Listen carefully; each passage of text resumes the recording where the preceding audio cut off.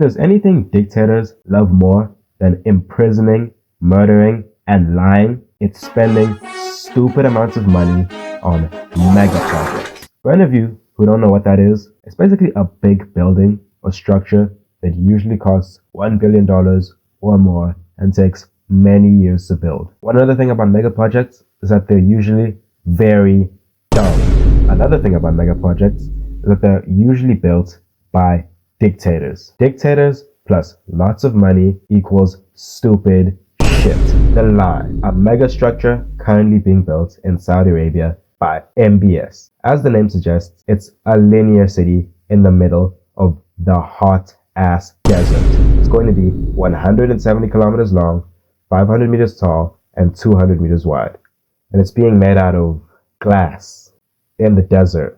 So yeah, the Saudi government has decided that a linear city made out of glass in the middle of the scorching Saudi desert would be a good idea. By the way, linear cities are mathematically the worst way to build a city, which should be obvious because you unnecessarily make everything as far away as possible for no reason, or because you want this ugly ass line city that nobody wants to live in. The Saudi government is spending so much of its oil money to try and create a tourism industry by building a city that no one wants to live in. I'm telling you guys, 200 IQ right here. And this project has been sucking away at so much of the Saudis' oil money that they had to downsize the project to 24 kilometers. That's 146 less kilometers than what they originally planned. Dubai, one of the most popular and widely visited cities in the world. That doesn't have a sewage system, but this section isn't about their roads full of miles of trucks carrying tons and tons of raw sewage in the hot desert, which causes the stench from these miles of poop trucks to spread all over the city, causing the whole place to stink like hell. This is about one of their most famous failed mega projects. Basically, the whole idea was to make these islands, which are not islands in any way.